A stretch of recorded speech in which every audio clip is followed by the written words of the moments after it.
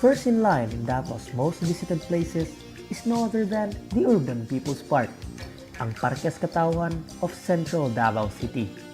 Even though it's searing hot in Central Davao, People's Park is a very relaxing area, as it was described as one of the cleanest and greenest public parks in the country. The park also has a lot of leisure activities in store, like what my boy Lance there is doing, feeding birds.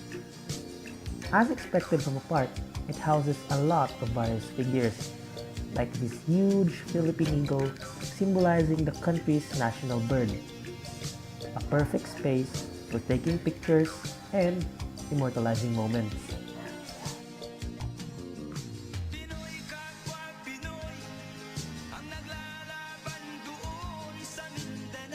One of the main features of the park is the 425 square meters durian dome, a design inspired from Davao's fruit, the unique and tasty durian.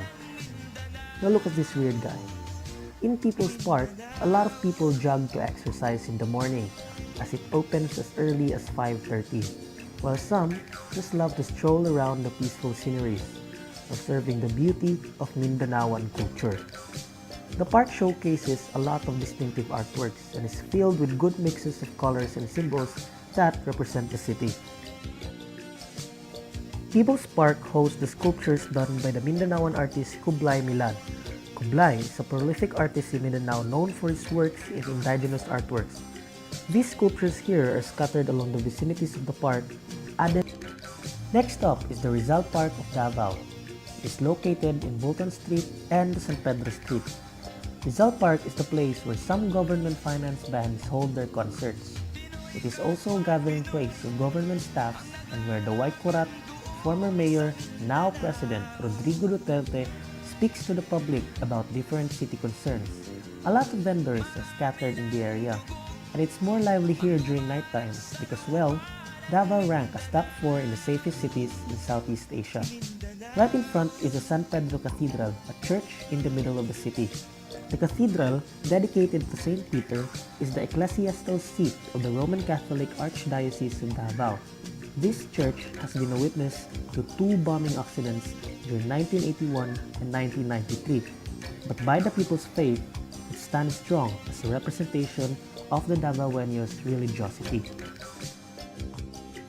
This magnificent Spanish-style architecture with its distinctive modern design, frontal curved solid structure, was first built using nipa and bamboo in 1847 and was subsequently rebuilt in wood in the mid-1900s by the late architect Ramon Basa until it was finally remodeled in concrete in 1964, where a separate bell tower was also constructed. Thank heavens for them.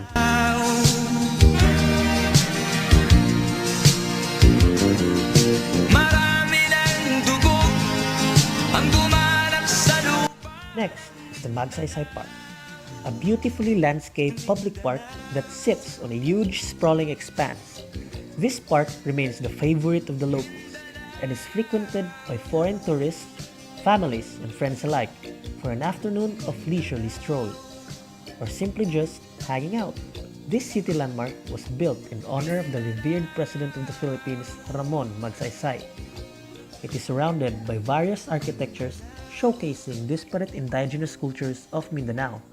Each of these wooden huts has merchandise to sell, which represents the arts and the works of the people it symbolizes.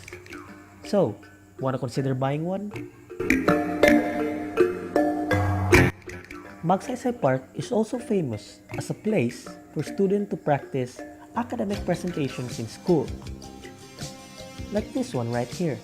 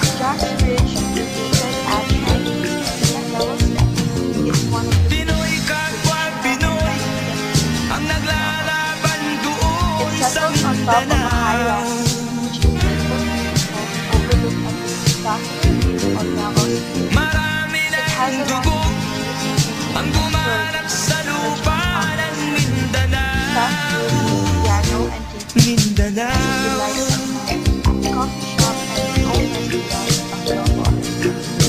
It offers a wide array of dishes such as Bisita, seafood sizzlers, Nilaw, Sinigang, and chicken. The restaurant will not also compete with dancers, musicians, performing events.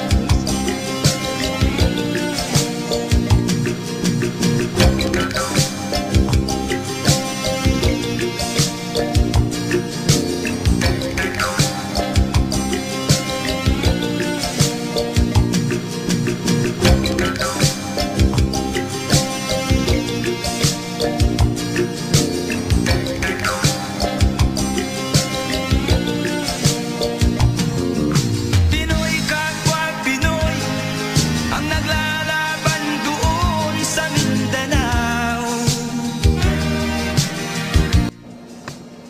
Matina Town Square, also known as the entertainment hub of Davao City, is a lively and jam-packed spot to unwind and chill out.